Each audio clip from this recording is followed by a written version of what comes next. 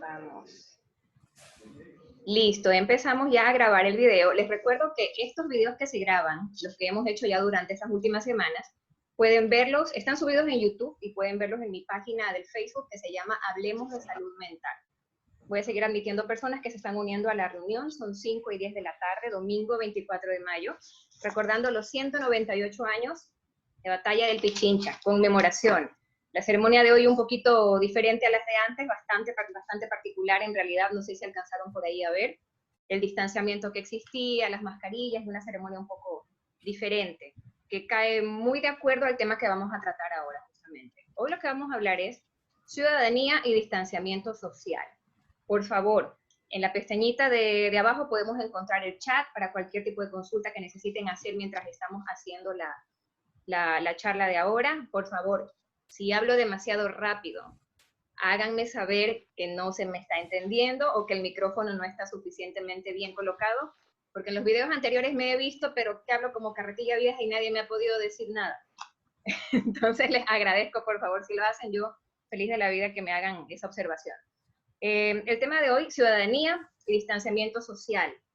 ¿Qué pasará con nosotros? ¿Cómo seremos al salir a la calle? ¿Podremos confiar en los demás? ¿Cuál es nuestra nueva escala de valores? Antes de empezar con esto, bueno, me presento, Carol Alarcón Mieles, egresada en Psicología, adicional a eso, gestora cultural independiente. Quiero empezar un poquito antes de presentar al psicólogo clínico Enrique Quiroz, con quien hacemos estos temas juntos, Marcos Pérez, sociólogo que nos acompaña hoy día, y el psicólogo clínico Hernán Cedeño, a hacer algo puntual de los temas de la actualidad. ¿Okay? ¿Cómo están los protocolos actualmente? Bueno, para empezar, mascarilla. La mascarilla sigue siendo obligatoria, se indica que no se transmite por aire, entonces al caminar por la calle se indica que no es necesario utilizarla, según el último reporte de la OMS. Ha habido deportistas con daño pulmonar por estar corriendo y haciendo deporte con mascarilla. Se determina que los guantes son un vehículo de contagio. Se mantiene, obviamente, lo importante de siempre es lavarse las manos, que es una situación de higiene normal que debería siempre mantenerse, y la distancia continúa siendo 1,80 m según lo que indica OMS, 2 metros según lo que se ha indicado a nivel general. Eso en cuanto al distanciamiento social. Seguir los protocolos, que es lo que se está solicitando.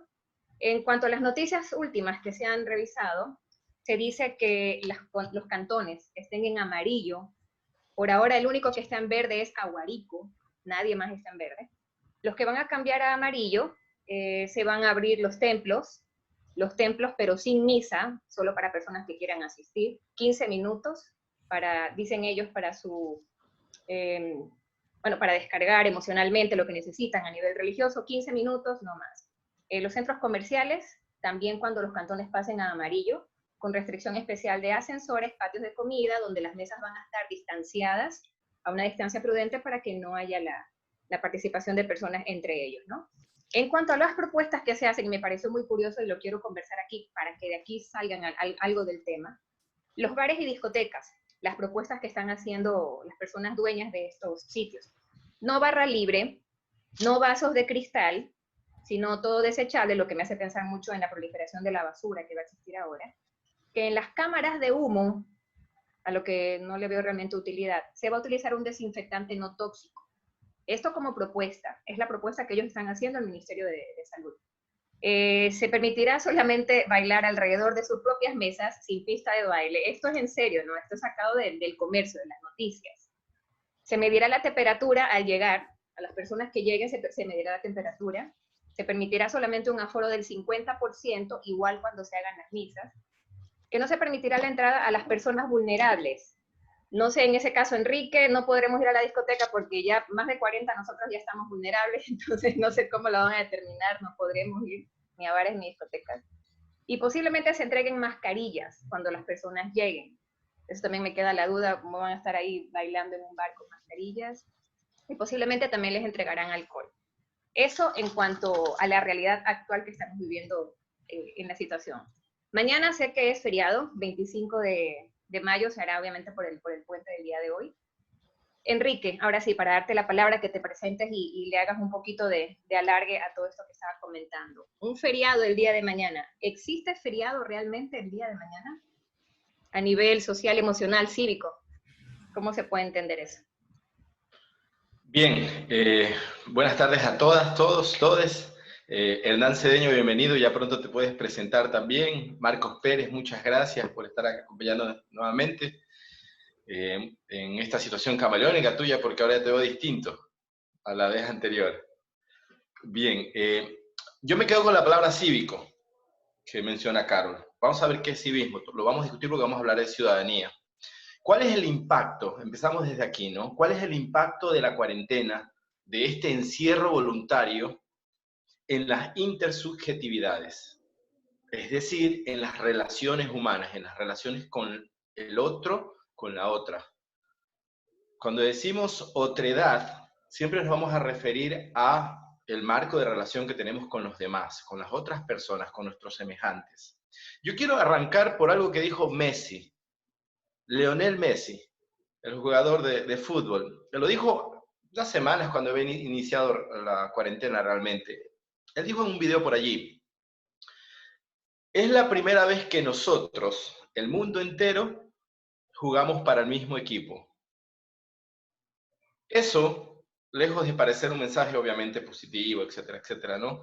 Para mí es un primer punto de cuestionamiento. ¿Jugamos para el mismo equipo? ¿Qué pasa con las relaciones sociales post-cuarentena? ¿Qué pasa con las interacciones? ¿Cómo vamos a ejercer esta nueva forma de ciudadanía? Es más, ¿existirá una nueva forma de ciudadanía? Y desde allí, ¿cómo trabajaremos estas cuestiones que mencionó Carol, un poco técnicas, ¿no? El tema de las distancias, los metros. Vamos a andar con un flexómetro por allí armados para saber qué tan cerca estamos de los otros. Pero ya fuera de la broma, en serio, ¿cuál será el impacto de todo esto en las nuevas formas de relacionarnos? Parto de esa premisa. Vamos a ver si es cierto que jugamos para el mismo equipo. Por ahora, Hernán Cedeño, por favor, si te presentas. Bueno, hola Carol, hola Enrique, Santiago. Sí. Mi nombre es Hernán, me dedico a la docencia, mi título es de psicólogo clínico y digamos que me gusta la filosofía, las lecturas en general, eso. Gracias Hernán por tu presentación. Déjame decirte que sí estás igualito a la caricatura que nos enviaste. Yo discutí muchísimo con Enrique, pero pídele una foto, que no. ¿Cómo te defendió Enrique para dejar participar con la fotito, con el dibujo que mandaste? Y a la final quedó lindo dentro de la ficha, gracias a nuestro diseñador Gonzalo de la Fuente, y quienes lo conocen, confiar en él, cualquier tipo de arte, están súper lindos. Gracias por tu presentación. Ya mismo si me dejas leer qué es lo que dice tu camisa, me parece súper interesante.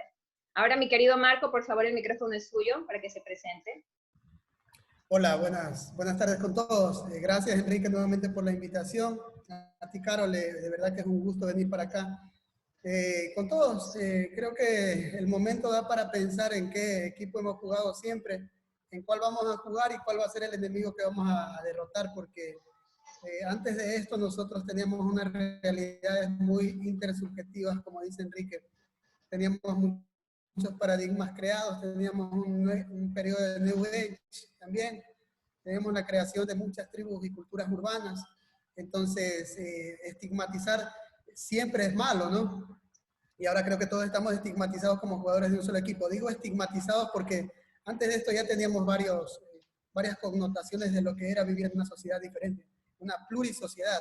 Entonces va a ser interesante el debate porque encontraremos algunas luces de qué va a pasar después del periodo de emergencia. Ya se supone que el 1 de junio vamos a estar fuera, van a abrir los vuelos, el 1 de junio se van a poner los semáforos en amarillo, que para el ecuatoriano el semáforo amarillo es el semáforo verde.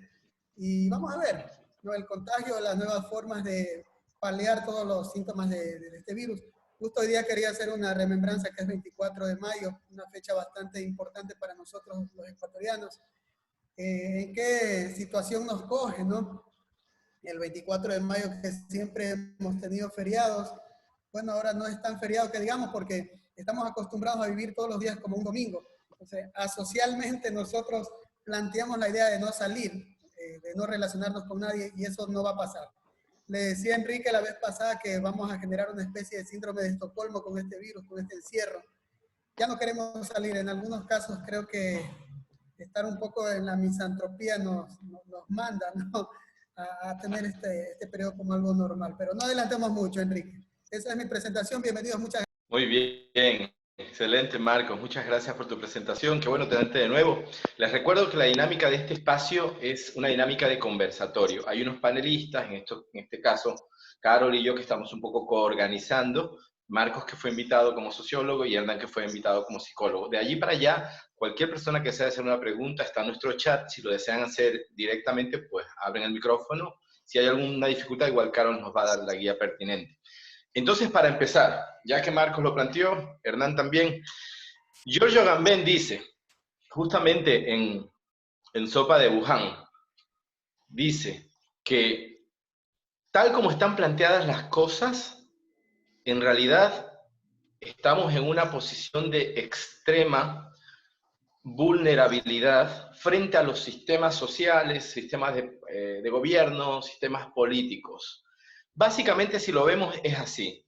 Ahora las universidades están cerradas, las escuelas están cerradas.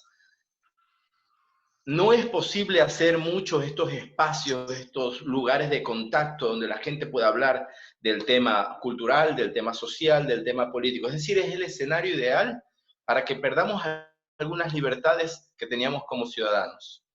Giorgio Agamben hace precisamente el énfasis, italiano, hace el énfasis en este hecho de que poco a poco los contactos humanos se están perdiendo y que la cuarentena vino a replantear este escenario y hacerlo todavía más crudo, más difícil, tanto en los términos de contacto humano como en los términos de contagio humano.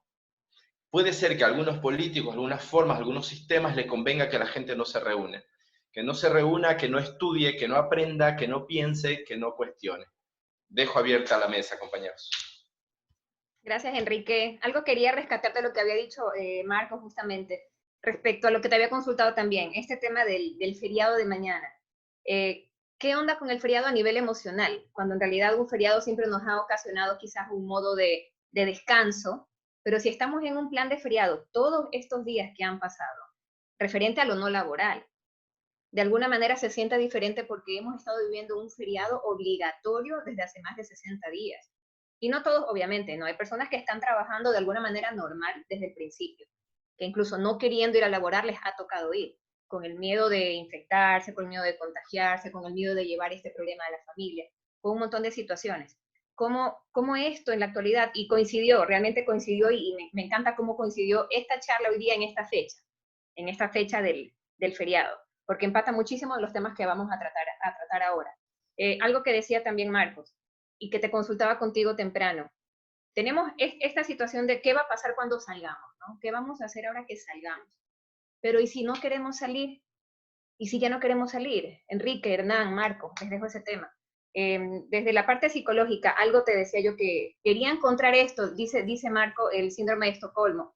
Yo encontré un efecto que se llama síndrome de la cabaña, que en realidad es algo de estos modernismos psicológicos que hay ahora que no me convence que sea un tema muy serio, pero habla de un fenómeno, no de una patología, es un fenómeno, que experimentan algunas personas tras varios días, no digamos semanas, meses nosotros, en confinamiento.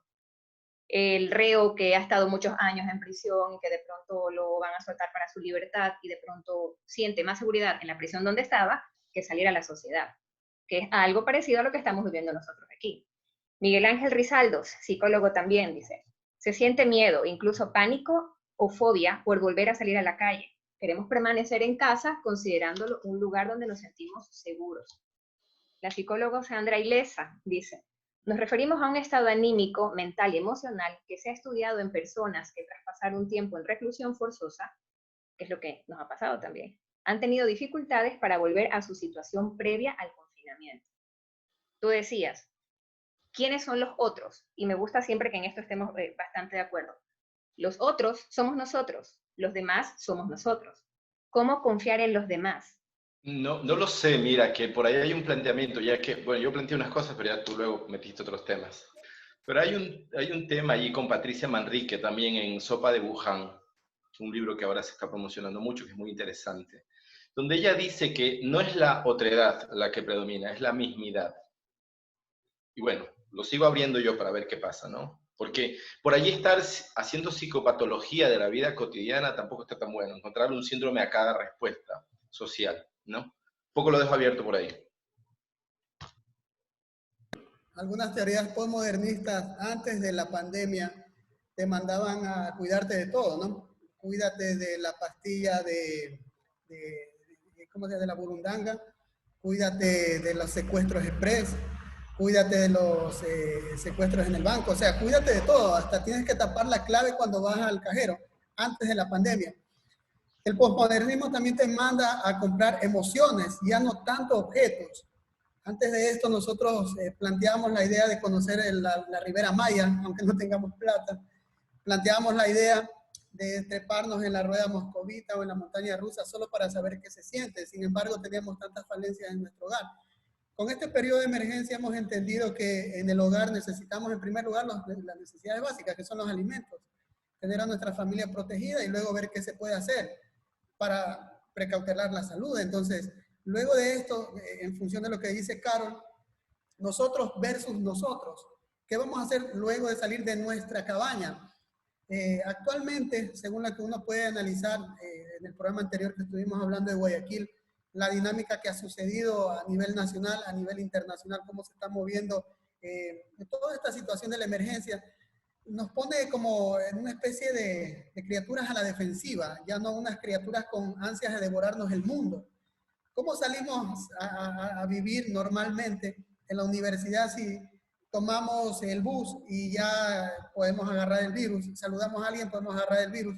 Vamos a estar siempre a la defensiva, ya no vamos a querer devorarnos el mundo, vamos a temer que el mundo nos devore. Creo que ese planteamiento también surge ahora porque no tenemos otra vez un protocolo claro, no tenemos una línea clara de dónde nos va a llevar esta crisis, hasta cuándo va a durar. El próximo feriado es el 10 de agosto. ¿Llegaremos al feriado del 10 de agosto igual? No sabemos. Capaz que nuestro miedo nos hace refugiarnos más en nuestras cabañas, ¿no? Es un planteamiento que se me viene en función de lo que dice Enrique y Carol. Gracias, Sí. Marquita.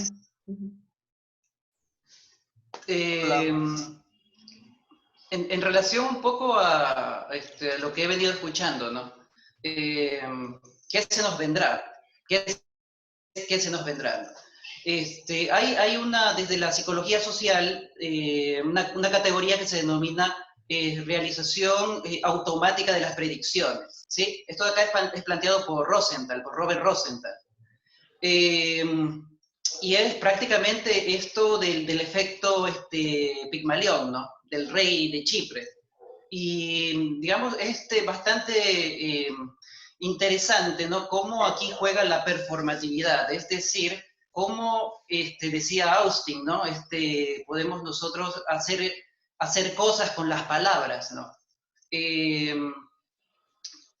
yo creo que un poco, ¿no? Tenemos que tener en cuenta eso. ¿En qué medida se puede volver aquello que nosotros decimos, aquello que nosotros proferimos, digamos, un hecho, ¿no? ¿En qué medida esas palabras, los augurios, se pueden convertir en realidades contumaces? ¿En qué medida nosotros podemos, por ejemplo, y por eso digo lo de la performatividad, ¿no? ¿En qué medida ese nivel de realización lingüística se encarna en la realidad? Hay una filósofa bastante interesante, ¿no? Que se llama Anne Selling. Ella justamente planteaba que muchas veces esa realización automática de las predicciones podían, por ejemplo, ¿no? El mal de ojo, las leyendas, los mitos, justamente ocurren porque son dichos, ¿no? Porque son manifestados. Y yo creo que entonces habría que tener, digamos, mucho cuidado en relación a esto. Y un poco, como para terminar esta primera esta primera parte justamente, ¿no?, también en relación al futuro, en relación a lo que viene, ¿no? Me gustaría leer algo pequeñito de García Calvo, que es un filósofo, fue un filósofo español, también un gramático, ¿no? Él era un lingüista, que dice lo siguiente, dice la invención gramatical del tiempo verbal futuro es bastante reciente en nuestras lenguas. Procedería de antiguas formas de expresión modal, de deberes y proyectos. Por ejemplo, mañana ir a la iglesia, o mañana trabajar en el campo. Esto es una transformación de la gramática, ¿sí? Dice este lingüista de que este tiempo verbal futuro es muy reciente realmente en nosotros, ¿sí? Hace este ejemplo de mañana ir, ¿sí?, de haber, ¿sí?, a la iglesia, ¿sí?, como una manera que tenían antes para intentar manifestar el tiempo futuro, ¿no? Entonces, por allí también, digo, ¿no?, algo relacionado a esto. Hay un accesorio ahí que se puede unir a lo que vos dices. Es un accesorio nada más, Hernán. El hecho de que nos encanta utilizar la palabra viral, viralizado, viralizar, como hecho performativo, ¿no? Y como esto de que son estructuras que se cumplen desde el lenguaje.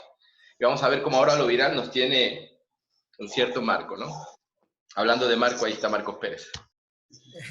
Sí, interesante lo que dice Hernán. Un gusto, Hernán. Interesante lo que comentabas. Respecto a algunos temas que estaba pensando, la vez pasada conversamos bastante de la estigmatización que tenemos ante el guayaquileñismo o el guayaqui irresponsable, ¿no? En Argentina prohibieron un poco que los panas, los amigos, compartan el mate, ¿no? Que es una forma cultural bastante fuerte allá. Entonces, esa es una restricción que tienen bastante fuerte, digamos, allá. En Ecuador vamos a restringir que no compartamos el vaso de cerveza, por ejemplo, ¿no? En la nueva normalidad. Pero va a haber un irrespeto porque nos estamos yendo contra una herencia cultural bastante marcada. Yo lo veo desde el punto de vista sociológico, lo veo desde el punto de vista del arraigamiento que tenemos con nuestras costumbres del ser ecuatoriano. Y Hernán decía algo de asistir a las ceremonias religiosas, a las misas, ¿no? Particularmente tengo familiares que mueren por regresar a una iglesia, imaginando también que esto va a proveer un poco de salvación y paz espiritual, que obviamente lo van a tener. Pero respecto al virus, que está en todas partes, ¿qué va a pasar? ¿No? Siempre hago estas incógnitas de las causas y los efectos, porque estamos luchando no solamente contra el virus, sino contra nuestros propios paradigmas culturales, ¿no? Si aquí nos prohíben no tomar mate, no pasa nada, porque aquí nadie toma mate.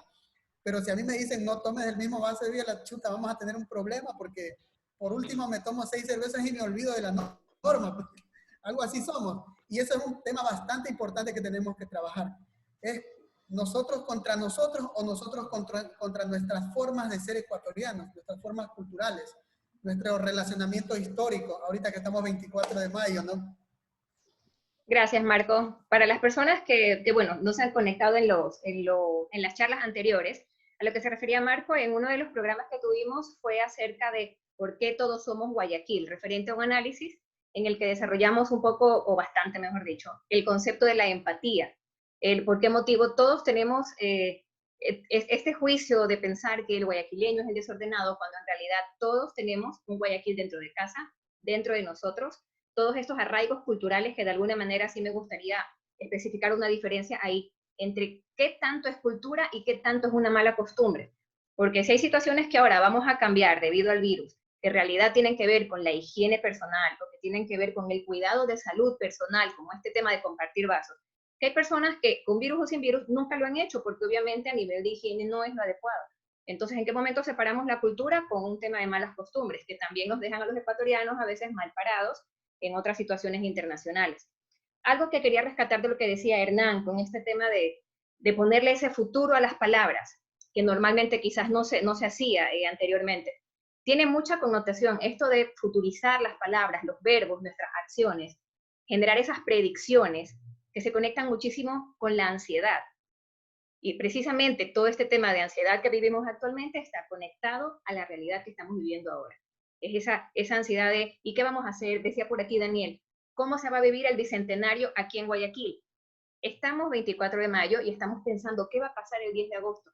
¿Qué nos hace pensar que en agosto vamos a seguir encerrados? Entonces, es no saber qué va a suceder y esa ansiedad nos agobia todavía más. Voy a leer un poquito de los chats que están aquí.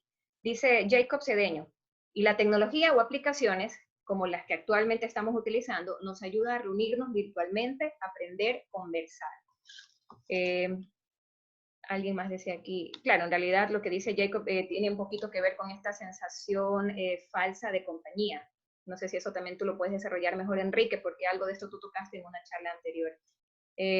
Dice Yajito Aguayo, según escucho, el volver a integrarse socialmente también va a generar estrés, ansiedades, debido a pensamientos catastróficos. ¿Hasta dónde podría ser normal? Sin miedo no hay límites. El uso frecuente de la mascarilla hace daño, el no usarla te vuelve vulnerable. Bueno, eso ya son unos temas médicos que podemos revisar mejor también con médicos o con OMS. A ver, bueno, ya aquí ya son temas un poquito que se salen de lo que estamos tocando actualmente. Voy a seguir leyéndolo posteriormente porque sí hay bastantes mensajes aquí que sí vale la pena revisar. Enrique o Hernán, tienes el micrófono abierto. ¿Algo querías comentar al respecto de lo que estabas diciendo anteriormente? Sí, en relación a lo que decías, ¿no? Justamente esta concepción de lo futuro está muy ligado al deseo, muy ligado a la intención y muy ligado a la abolición. Estas tres, digamos, categorías tienen una relación, digamos, muy cercana y por supuesto no es lo mismo, ¿no? No es lo mismo deseo que intención y abolición, digamos, fenomenológicamente hablando. Y está, por lo tanto, ya que está ligado al deseo, está ligado a la abolición, también está ligado a los, digamos, mecanismos más primitivos, ¿no? de los mamíferos en general, ¿no? Aquí hay un asunto, digamos, bastante interesante, ¿no? Porque nosotros, siendo, digamos, los mamíferos que estamos en la parte superior, digamos, evolutiva, bueno, en la parte superior evolutiva, según ciertas nociones, al mismo tiempo, prácticamente lo único que nos separa de los demás es la palabra. Entonces, si nosotros tenemos la palabra, entonces los otros animales, ¿qué es lo que hacen? Los otros animales encuentran de que hay algo que pueden intuir como peligroso y en esa intuición reaccionan, ¿no? A través de mecanismos complejos que vendrían de su estructura, ¿no? Pero nosotros tenemos la palabra, la cultura, ¿no? La palabra. Y entonces esta abolición, este deseo, pasa, digamos, a través de nuestra cognición y gestionamos de una manera distinta el miedo, gestionamos de una manera distinta el que nosotros podemos predecir del otro o percibir del otro o profetizar del otro, ¿no? O sea, del que está en la calle. Es decir, viene evidentemente el tema de la confianza. Ya, Hernán, ¿y no te parece que de algún modo antes tampoco había una construcción de estos espacios de confianza como tal? Es decir, a mí no me parece que la pandemia, la cuarentena, inauguró nada. A mí me parece que habían muchas cosas que ya estaban allí. Incluso la forma en que nos relacionábamos. Yo estaba leyendo una pregunta bien interesante de Andrés Zavala, la parte central, digo, ¿no? Tenemos que aferrarnos a los medios virtuales o quitar ese poder y saber que es medio un recursivo, pero no es el más importante en nuestra vida. Bueno, ¿qué es lo que quiero decir? Sin ánimo de ser tecnofóbico ni tecnofílico, utilizamos, se entiende, los medios como escenarios para poder establecer contactos. No es casualidad que se llame hipervínculo, que se llame link, que se llame enlace. Es decir, tratamos de reproducir estas cuestiones en diferentes espacios, incluso los virtuales. Pero para mí, las relaciones humanas siempre han estado cubiertas de cierto hálito, de cierto matiz, como decía antes yo, desde Manrique, desde Patricia Manrique, la filósofa española, de cierto matiz de mismidad y no tanto de otredad. Es decir, que me importa primero esto que lo otro, que los demás. Este tema de la solidaridad aparece como una especie de fantasma social. Y ahí sí le planteo la pregunta a ustedes dos, y a todos en general, a todas en general. ¿Realmente la preocupación de estar en casa es una preocupación que tiene que ver con los demás o conmigo? Conmigo mismo, conmigo misma. ¿Con qué Frente a tiene que esto, ver eso? Enrique, A ver, Durkheim dice que nosotros hemos tenido dos formas, ¿no?, de sociología, la normal y la patológica. Entonces, tenemos que ver en qué plano hemos entrado en función de lo que comentas tú, lo que comenta Hernán. ¿Cuáles son los rasgos, más que nada sociales, de una normalidad y de una situación un poco patológica? Frente a lo que tú dices, creo que hay algunos aspectos que no podemos obviar. Es decir, ahora no le tenemos tanto miedo tampoco a la pandemia, sino con qué medida económica nos vamos a encontrar mañana. Ya nos liberan todos los precios y todos los subsidios, pues solo nos queda esperar que liberen el precio del gas y esto se va a poner más fregado. Entonces, el miedo está ahí y se han inaugurado cosas que estaban en el aire. El tema de la solidaridad es un poco de discursos, un poco de pirotecnia verbal, entendiendo que hemos construido una sociedad bastante egoísta, bastante estipulada al individualismo, porque eso te manda el consumismo. Nosotros hemos conversado, Enrique, que siempre nos importa más tener el último teléfono que tener las necesidades básicas satisfechas en la casa, aplicando un poco de lo que dice la CEPAL. Entonces, Durkheim nos manda a reflexionar en torno a esto, y justamente la patología de nuestra sociedad ahora es tener una falsa solidaridad, porque usted puede decir que es solidario y que le da like a la publicación de alguien que dio una libra de arroz, pero usted no puede desprenderse de una libra de arroz tan fácilmente porque va a afectar a su núcleo familiar. Entonces, vamos a estipular un carácter de solidaridad en esta época, que está inaugurado y es lo que ya existía. El individualismo, perdón, ya lo teníamos acá en Ecuador hace bastante tiempo. Ahora se ha acentuado más, disfrazado de solidaridad para un criterio en función de lo que dice Durkheim, ¿no? Durkheim es genial, me encanta Durkheim. Hernán también ha leído mucho Durkheim, ya verán. Pero bueno, cuidarse de la falsa solidaridad. Esa es la propuesta, Hernán, cuidarse de la falsa solidaridad. Es decir, que este no es un momento apolítico. Nada es apolítico, y sobre todo este momento no es apolítico. No político como los partidos y todo eso, no vamos a hablar de eso hoy aquí, con Carlos lo tenemos clarísimo. No nos interesa hablar de eso hoy aquí. Político en el sentido de la participación ciudadana. Polis significa ciudad, esto viene de Grecia. Y de hecho la palabra policía, ojo, deriva de ahí. Y vamos a ver que los policías eran como los cuidadores del orden público. Y vamos a ver que ahora juegan un papel político diferente. Entonces, cuando decimos cuidarnos de la falsa solidaridad, hablamos que no es un momento apolítico y que en algún punto por allí hay gente que se puede aprovechar de esto. Se puede aprovechar de las buenas intenciones del plano humanitario de los ciudadanos, de la gente. Un poco por ahí para comentarlo. Sí, no, lo que decía, la mismidad y la otra.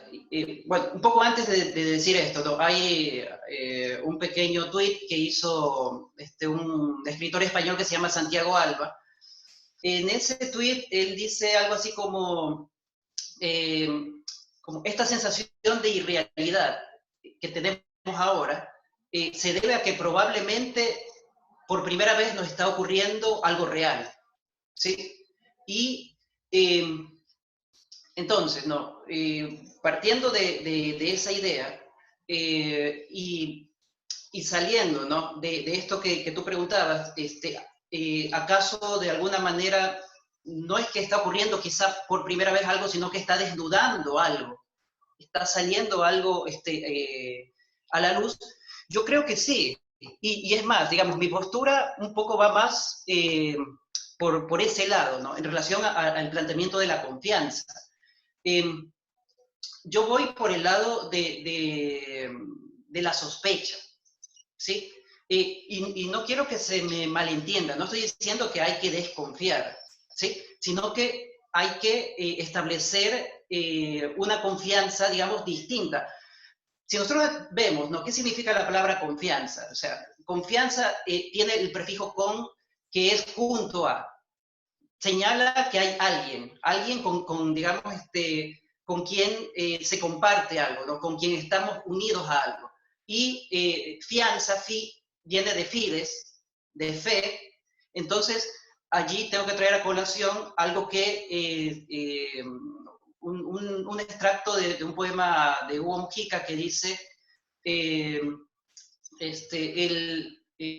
una fe más profunda, una fe sin esperanza. Entonces, yo creo que allí está el punto álgido, ¿no? ¿Qué pasa usualmente con esta confianza, ¿no? ¿Cómo poder salir por allí y confiar? Si nosotros nos damos cuenta, ¿no? Los momentos, digamos, tremendamente en donde nos lanzamos a confiar, son momentos en los que de pronto estamos vulnerables. No hay mayor lugar en el que nos volvemos, digamos, en el que tenemos fe en alguien, ¿sí? Sino en ese momento de vulnerabilidad. Y en este momento es posible de que estemos muy cerca de ese fenómeno, de la vulnerabilidad. Entonces, si nosotros estamos en este momento, digamos, de vulnerabilidad, ¿de qué manera yo planteo el asunto? Bueno, alguna gente plantea el asunto de esta categoría que planteaba Ricord, ¿no? Esta forma particular de duda, ¿no? Él decía, por un lado, estaba Nietzsche, por otro lado estaba Marx, por otro lado estaba Freud, ¿no? Que justamente planteaban esta forma, digamos, de heridas narcisísticas en Nietzsche, transvalorización, ¿no? El darle la vuelta a los valores. Con Marx, lo social, desnuda de que hay una estructura que sostiene aquello que se pensaba como natural. Y en Freud, la jerarquía de lo consciente se derriba al saber de que existe un sustrato inconsciente que justamente domina todo eso. Entonces, ¿cómo desde allí generar? ¿Sí? Todos esos son teóricos de la sospecha, por cierto, ya te faltó Foucault. Exactamente, sí. Va por ahí, ¿no? Yo lo planteo, Sí. para abrir esto que tú has tratado, yo se lo replanteo a Marcos en este orden de cosas. A ver, los funcionalistas ingleses dicen que la confianza no existe. ¿Ya? Yo siempre planteo el tema de la confianza como una especie de fe ciega, también muy pegado a lo que vos dices, muy pegado a lo que vos dices. Porque si pedimos para la confianza algún tipo de garantía, ya eso es un crédito bancario. Ya no es confianza. La confianza sin condiciones, es la única forma. Y es cierto, cuando estamos más vulnerables es cuando más necesitamos creer en el otro. Ojo, no es que creemos. Yo lo planteo desde ahí. Necesitamos creer. ¿Ya? Y va por el lado de que necesitamos creer porque necesitamos apoyarnos. Somos seres duales, ¿no? Y sobre todo, por ejemplo, la confianza en el matrimonio. Es tan fuerte, tan sólida que necesita un papel firmado. Entonces, ¿qué dicen los funcionalistas ingleses? Dicen ahora que lo de la confianza va a ser vivido en este nuevo espacio. Vamos a ver cómo resignificamos el espacio público. ¿Qué sentido le damos ahora justamente al espacio social? ¿Cómo eso vendrá a funcionar? Y yo sigo en la mismidad, no me voy a unir a la otra edad. Y se lo planteo a Marcos así. Los funcionalistas ingleses dicen que la confianza no existe, que lo que existe es el interés mutuo. Marquitos. Claro que sí, Enrique. Escuchaba atentamente a Hernán y me acordaba de algo, ¿no? Hace poquitos meses nosotros escuchábamos y había un debate que estaba sobre la mesa, sobre el tapete público, que era la eliminación del Consejo de Participación Ciudadana. Tú tocaste ese tema y me acordé enseguida, ¿no? Entonces, justamente por esto, porque no había confianza, decían que no sirve para nada, pero resulta que este periodo, justamente este periodo, nos manda a tener confianza en el otro para poder salir de una forma un poco ordenada a la calle, ¿no? Hablábamos un poco que teníamos que aplicar alguna teoría comunista, alguna teoría socialista, porque no podemos ya individualizar los intereses, tienen que ser intereses socializados, intereses comunes. Hablamos la sesión pasada que ya el tema de ser el individuo autosuficiente estaba un poco desenmarcado de la realidad nuestra. Entonces, yo creo que el tema de la confianza en el contexto ecuatoriano está bastante desgastada. No confiamos en los medios de comunicación, no confiamos en el gobierno, no confiamos en las medidas de seguridad, no confiamos en el tiempo, no confiamos en el recurso, no confiamos en nuestra propia capacidad. Y de pronto no confiamos ni siquiera en lo que nosotros somos capaces de hacer y no lo hemos descubierto, ¿ya? Eso individualizado, pero multiplicado en las redes sociales, socializada la tragedia, pues nuestra comunidad, por no decir nuestro país entero, está en una suerte de barco a la deriva. ¿De qué nos agarramos para confiar? Mucha gente se agarra de Dios, mucha gente se agarra de un ser, de una deidad, mucha gente se agarra de la esperanza, mucha gente se agarra de la autosuficiencia. O de la ciencia. Algo tangible, algo que sea real desde el punto de vista del bien público o del interés común. Encontramos los parques cerrados, encontramos los servidores públicos en casa, encontramos un presidente que no está en el país, encontramos a alguien que delega funciones. O sea, ¿en quién confiamos si ni siquiera las autoridades electas nos dan un gramo de confianza? Entonces, a nivel psicológico, yo te devuelvo la pregunta, Enrique. Cuando no tenemos dónde agarrarnos, hagamos como Jack del Titanic y hundámonos nomás, pues, hermano. Por eso yo iniciaba con esto de Giorgio Agamben. Léanle, por favor, Sopa de Wuhan, está bastante bueno. Aunque tiene muchas críticas, me parece que es súper bueno. Claro, mira que los espacios, Marcos, que tú denominas, ¿no? Los parques, las universidades, los centros donde uno se puede reunir a hablar, ahora no son viables. Y vamos a ver cómo lo serán más adelante, porque creo que no lo van a hacer. No son lugares que se van a abrir completamente. Es decir, todos esos espacios donde el ser puede hacerse preguntas por el hecho de, al estilo heideggeriano, ahí Hernán me va a corregir. Nosotros somos la única especie que se pregunta por el ser, por la existencia, porque tenemos la capacidad para hacerlo. El resto de especies no. Entonces, por allí me preocupa que todo este escenario está planteado para que en realidad pasen cosas peores. Porque si estamos poco a poco dejando de reunirnos, dejando de hablar, la gente prefiere los discursos y los mensajes muy breves, muy cortos, incluso en redes sociales. Cuando ven un texto de 4, 5, 6 líneas, ya ni le ponen like, ya no lo leen, porque nos van conduciendo poco a poco a tener esta forma de ciudadanía que es distante y alejada del otro y de la otra. A esto Zygmunt Bauman, en Modernidad Líquida, 2010, le decía que hay lugares, como los centros comerciales, que son los primeros que están abriendo, ojo, que son lugares, pero que él le llama ahora no lugares, porque aunque son lugares públicos, no son lugares para construir ciudadanía, para que la gente se pase, se salude, pregunte cómo está la cosa, cómo va funcionando. Incluso de la construcción, infraestructura, Marcos. No te ponen asientos. Aquí en Manta, en el mundo, ¿cuántos hay? ¿Cuántos asientos hay? Está diseñado para que camines y compres. Son templos de consumo. Son lugares públicos, privados, ojo, que vienen de lo privado, pero en esos lugares no hay espacios para hacer ciudadanía. Está la mesa servida para que pasen cosas peores en la construcción de nuestra ciudadanía, porque ahora no tenemos este espacio. Es un milagro, es que estamos hablando con Carlos. Esto es raro. Que la gente se siente a escucharse, a hablarse, a decirse, es una rareza actualmente. Yo creo que nos venían preparando desde antes, no solo por la cuarentena. Como dice Hernán, ahora se desnudó este hecho, pero de antes nos vienen preparando para ser seres individualistas, hechos para consumir, para comprar y nada más, pero no para vivir la ciudadanía como tal. Lo dejo por allí. Intervengo con algo, Enrique, justamente para comentarlo, lo que tengo aquí pendiente y anotadito de lo que cada uno de ustedes ha dicho. Aquí dice Ángel García, en realidad el ser humano necesita confiar en el otro, necesitamos en quién descargar nuestras inquietudes, ojo que una cosa es confiar en otro y otro necesitar descargar tus inquietudes con alguien. Dice, tenemos la necesidad, o entre comillas, de tener fe, de creer en el otro. Tomando estas palabras, yo comento algo que había dicho Omar. Este tema de creer en el otro o pensar en los demás, recordemos que el otro somos nosotros. Para los demás, nosotros somos el otro. Entonces, desde el punto de vista incluso podría decir psicológico, terapéutico y todo, es necesario primero confiar en nosotros.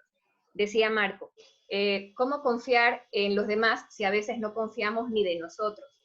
Ese es el problema en realidad, cuando hacemos esas proyecciones, y eso ya a nivel psicológico, ustedes con mucha más experiencia en psicología clínica, Hernán y Enrique, que me puedan dar ahí una ayuda o una corrección, el proyectar en los demás nuestras propias inseguridades es lo que no nos permite confiar en los demás. ¿Serán los demás tan cuidadosos como soy yo? ¿Realmente yo creo que soy tan cuidadoso? Entonces, por ahí vienen esas preguntas. Decía Hernán, la confianza. La confianza se define como la esperanza de que las cosas ocurran como uno quiere que ocurran, ¿no? O de que las personas se comporten como uno espera que se comporten.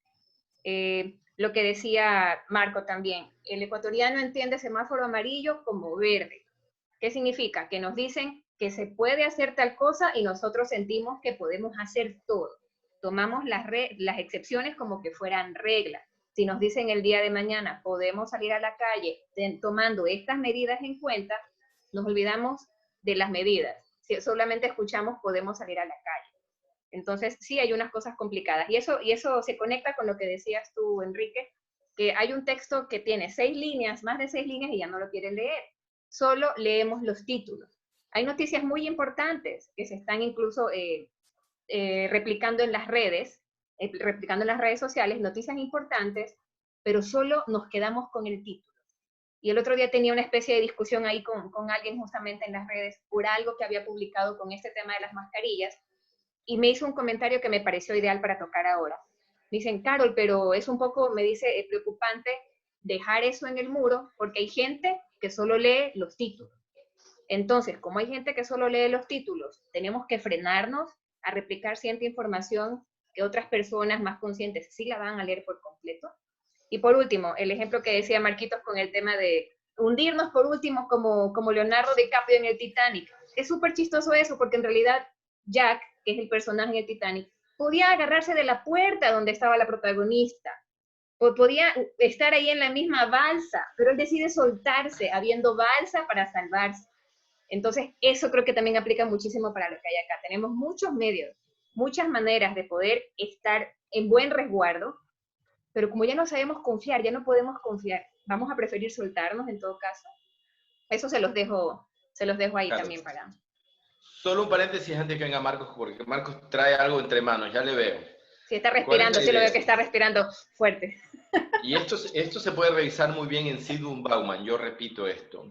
Ese libro que se llama Modernidad Líquida es muy bueno para los que deseen leerlo, muy importante.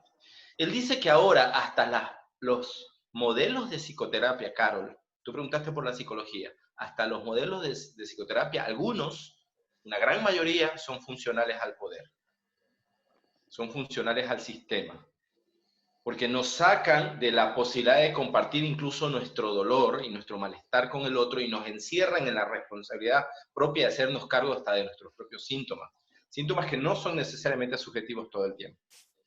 Algunas formas de psicoterapia, todo este tema de los libros de autoayuda. Yo soy el sistema y te complico, disculpen la grosería, te jorobo a vos, pero tú tienes la responsabilidad de tener que arreglarte a ti mismo. Incluso la palabra autoestima es una palabra muy, muy densa. Yo suelo usarla poco, porque el tema de autoestima tiene que ver con una consigna del sistema, de que tras que estamos fregados, tenemos la responsabilidad de querernos, como si no pudiera fallar nuestro propio sistema afectivo y en algún momento estar mal y estar mal. En algún momento no estamos todo el tiempo sonriendo y ya, pues. Me hago cargo de eso en los términos en que puedo, pero también tengo que ver cómo algunas cuestiones que estamos viviendo actualmente son consignas y tenemos que despertar. Marcos. Bueno, Enrique, la verdad es que uno no sabe dónde está viviendo a veces, ¿no? Si estás viviendo en la realidad de Orwell en 1984 o en la peste de Keymus, no sabes dónde estás. O sea, a veces te levantas y piensas que todo está normal, pero abres el teléfono y ves que todo es un pánico y un terror. Entonces, no sabemos realmente a dónde nos lleva este periodo. Creo que nos invita un poco a filosofar, Hernán, que veo que le gusta mucho la filosofía. Pues las personas como seres individuales tenemos que enfatizar el camino que nos lleva a esto, el aprendizaje que vamos a tener. Y en función de eso, orientar esta debilidad o este resquebrajamiento que tenemos en nuestra vida cotidiana como una oportunidad para una nueva normalidad. Hablemos de una nueva normalidad como seres ecuatorianos que tienen una cultura, un rasgo y una afinidad ya un poco social en muchas cosas. he tomado ejemplos como la cerveza, no significa que sea alcohólico por si acaso, pero es un tema que es muy recurrente los fines de semana, cuando hay fútbol. Perdóname, perdóname. Pensé que ibas a decir he tomado cerveza, pero bueno, entendí mal, perdón. Pero creo que son ejemplos que todos los podemos poner en nuestra retina, un poco para entender también que si es que antes nosotros encontrábamos un camino de escape, ¿no? En estar con los amigos, ¿por qué no encontramos el camino de escape en estar con la familia? Fortalecer un poco el vínculo familiar que lo habíamos perdido. Y yo comparto contigo, Enrique, que de pronto es el sistema que nos ha mandado esta forma de vida para hacernos más consumistas, individualistas y toda la cuestión. Pero si lo replanteamos al revés, nosotros podremos generar estrategias para tener huertos familiares, para encontrar nuevos lazos afectivos con nuestra familia, encontrar caminos que lo habíamos perdido, pero ¿en qué? En función de la reflexión y de una nueva filosofía de familia, una nueva filosofía social que podríamos aplicarla, siempre y cuando tengamos unos buenos parámetros y unos buenos orientadores. Para terminar el tema de la participación ciudadana, por ejemplo, se hablaba de que hay que eliminar el Consejo de Participación Ciudadana, pero ahora se habla que tenemos que vivir en una vida más comunitaria, en contraparte, en antítesis de lo que tú decías del tema del ser individualista. No podemos nosotros caminar y no ver a alguien que no usa mascarilla. O sea, tenemos que decirle mentalmente, oye, ponte mascarilla, porque hay un riesgo potencial que contagia a todo el mundo. Porque el miedo es el que está gobernando las calles ahorita. Ni siquiera es el consumismo, es el miedo. Ya no compramos, como te decía hace rato, emociones, compramos paliativos para dominar este miedo que tenemos. A mucha gente le ha tomado un poco más escandaloso, digamos, este miedo y lo canalizan de diferentes formas. He visto gente que maltrata animales, gente que bota basura en la calle, gente que por último raya las paredes, ¿no? Para tratar de exteriorizar todo lo que está viviendo en su ser interior. Entonces, estamos con un desequilibrio ya a nivel individual que va acrecentándose. Y si te preguntaba hace rato, y bueno, hacía una pequeña colación, el 10 de agosto es nuestro próximo feriado. ¿Qué va a pasar individualmente con nosotros? Nuestra psique, ¿cómo va a trabajar si es que seguimos en un encierro que no sé a dónde nos lleva? Particularmente me está llevando por buenos caminos, pero es una función medio filosófica que he adoptado yo. He buscado oportunidades en este encierro, pero no toda la gente tiene la posibilidad. Hace poco despidieron a cuántos miles de servidores públicos, cuánta gente ha recibido liquidaciones de miseria. Entonces no podemos decirles ahí, oye, reflexiona, filosofa, porque necesitan preocuparse de algo que está mucho más allá de un interés filosófico, que es el interés de cuidar de la familia. Entonces, multipliquemos todos estos casos que han pasado en el país, de despidos, de desequilibrios emocionales, de miedo multiplicado, y vamos a encontrar en nuestros espacios públicos que han sido tan vapuleados, en la organización social que ha sido tan vapuleada, en todas estas formas de nosotros encontrarnos como personas, como entes comunitarios. Tú no te puedes reunir porque ya te tachan de comunista. Entonces hay que ser, ¿cómo se dice? Consumista, hay que ser capitalista para que te vean bien, ¿no? Entiendo, ese es el idealismo que tenemos en nuestra sociedad. Pero, o sea, replanteemos esos esquemas que hemos tenido. La reflexión es para todos porque creo que todos conocemos a un empleado público que ha sido despedido, conocemos a alguien que ha sido vulnerado en sus derechos, conocemos alguna forma de violencia intrafamiliar por ahí. O sea, y nosotros quedarnos impávidos ante eso. No podemos permanecer en el miedo del coloniaje, como decía Eloy Alfaro. Entonces, Enrique, un poquito para responderte, he querido dar esta reflexión, pero también invitar a todos nosotros, ¿no? Todos los participantes, y cuando podamos conversar esto en otros espacios, pues ver la multiplicación del miedo, qué efectos trae, ver también la imposibilidad de las personas de tener lo que nosotros tenemos, ¿no? Y ver las ventajas que tenemos ante otros. Qué egoísta que suena, pero esto lo tenemos que encontrar como un camino de oportunidades. Es un comentario bastante subjetivo, pero también ligado un poco a lo que nosotros podemos reflexionar y podemos hacer un poco de filosofía individual, Enrique. Gracias, Sí, Marco. Qué lindo lo que dices. Algo, Hernán, vas a decir. Sí, asociado a lo que dice Marcos, ¿no? Frederick Jameson decía, es más fácil imaginar el fin del mundo que el fin del capitalismo. Hay un episodio de Black Mirror, el segundo de la primera temporada, que justamente plantea un tipo que vive en un cuarto de 3x3, algo así, y allí las paredes son plasmas, está siempre bombardeado de imagen. Sería muy interesante que ustedes, que todo el mundo, digamos, pueda ver esto, porque de alguna manera plantea el hacinamiento por un lado, plantea este control hiperindividualista por otro, y también un poco relacionado a lo que decía Carol, ¿no? Esta confianza en sí mismo, yo la matizaría. Yo diría de que, por supuesto, hay que confiar en uno mismo, pero hay que confiar con esa sospecha de que uno mismo sabe que hay cosas muy oscuras, muy profundas de cada uno de nosotros que son incógnitas, totalmente.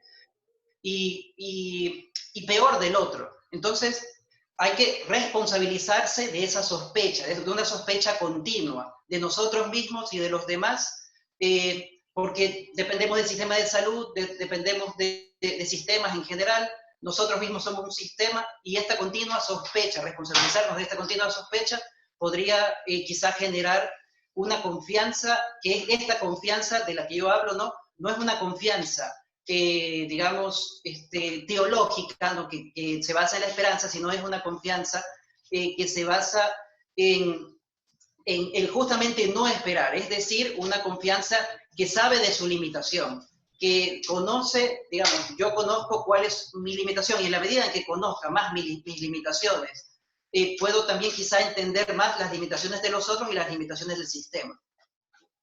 Bien, por ahí responderle a Marcos. El tema de que tú decías del miedo, Marcos, yo concuerdo contigo en la palabra reflexión y concuerdo contigo en la palabra acción. Para mí en estos tiempos, un poco al estilo de lo que plantea Slavoj Žižek, la reflexión, la acción es tener espacios para pensar. Para mí no hay que acallar la pregunta es necesaria ahora más que nunca. Y creo que hay una respuesta para lo que vos planteas, el miedo. Si seguimos, por ejemplo, a Naomi Klein, no sé si les suena a algunos los que están aquí, esta autora muy interesante, ella plantea la teoría de la doctrina del shock. ¿Cuál es la idea? La idea es que todos los poderes usan el miedo, Marcos, usan el miedo para justamente aprovecharse de las situaciones. Por decirlo de manera muy sencilla, muy simple. Se puede decir mucho mejor, supongo. Hernán capaz que me corrige, pero la cuestión es no darle espacio al miedo. Sí, el miedo existe, pero darle también espacio al pensamiento, a la reflexión, como vos decías. Porque si no, vamos a ver que el miedo es más primario que incluso los sentimientos. Las emociones son más primarias que los sentimientos. Se alojan incluso neuropsicológicamente en un lugar distinto. Y por lo tanto predominan, preponderan, se imponen a la razón las emociones. Por allí toca un poco seguir pensando. Yo nunca desestimaré la posibilidad de pensar. Para mí, tenemos que obedecer. Esto es un poco entre Kant y Zizek. Tenemos que obedecer. Tenemos que llevar a cabo una ciudadanía responsable. Para nosotros, si no nos importa el otro, por lo menos para nosotros. Pero debe haber un espacio, digo yo, para pensar. Debe haber cierta libertad de pensamiento. Sin esa libertad de pensamiento realmente nos podríamos enfrentar a un escenario en donde el miedo nos domine por completo, donde ya no tengamos ningún tipo de respuesta que no sea la emocional. Por allí responde un poco desde la psicología. Gracias, Enrique. Algo que quería yo rescatar de lo que había dicho Marcos acerca de empatizar con la situación actual de muchas otras personas, es algo que tocamos también en el tema de análisis, porque todos somos Guayaquil, en los videos anteriores que pueden encontrar también si se perdieron ese programa, porque conecta mucho con el de hoy. Tener empatía con las demás personas, los que están viviendo actualmente, es también aprender a confiar hasta dónde están nuestras limitaciones, y esto conecta con lo que decía Hernán. Conociendo nuestras limitaciones y nuestras capacidades, podemos no necesariamente tener que confiar en el otro, sino conocer un poco más al otro, que viene siendo también nosotros mismos cuando nos referimos a los demás. Poder confiar y saber hasta dónde puede dar esa persona, puede no ser hasta dónde puedo dar yo, pero eso me hace hacerme cargo de mi situación actual. Y al hacerme cargo de mi situación actual, puedo ayudar a los demás, puedo ver otros planes para realizar, que es lo que decía Marco también. Bueno, si está complicado ahora el tema, ¿verdad? Los comisariatos, si es un poco peligroso irnos a meter al mercado. ¿En qué momento nosotros empezamos a hacer nuestros propios huertos? ¿En qué momento nosotros comenzamos a pensar que tan importante es esto?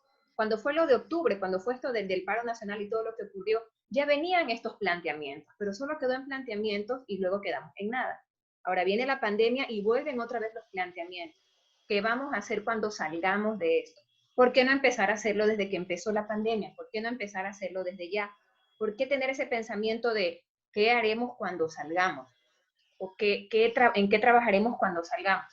En realidad no ha habido solamente despidos, ha habido reducciones de sueldos terribles, ha habido reducciones de sueldos a la mitad. Tengo conocidos, tengo amigos que están pasando por esta situación durísima, pero las tarjetas de crédito no están disminuyendo las deudas a la mitad. Entonces, son situaciones en las que sí, de alguna manera, podría parecer un poco cruel o egoísta pensar en esa situación dura que están viviendo otros para consolarnos en la propia. Pero de alguna manera puede ser necesario. Hay muchas cosas positivas en lo que está ocurriendo actualmente también, referente a algo que comentaba Marco. Es verdad que ya no podemos salir como antes a reunirnos entre varias personas más, pero ahora podemos estar un poco más en ese marco interno de lo que es nuestra familia. Valorar un poco más lo que está sucediendo en el interior de nuestras casas, que teníamos abandonado ese pensamiento por la facilidad que teníamos de salir. Entonces hay muchas otras cosas positivas. Alguien mencionaba aquí el tema de la tecnología.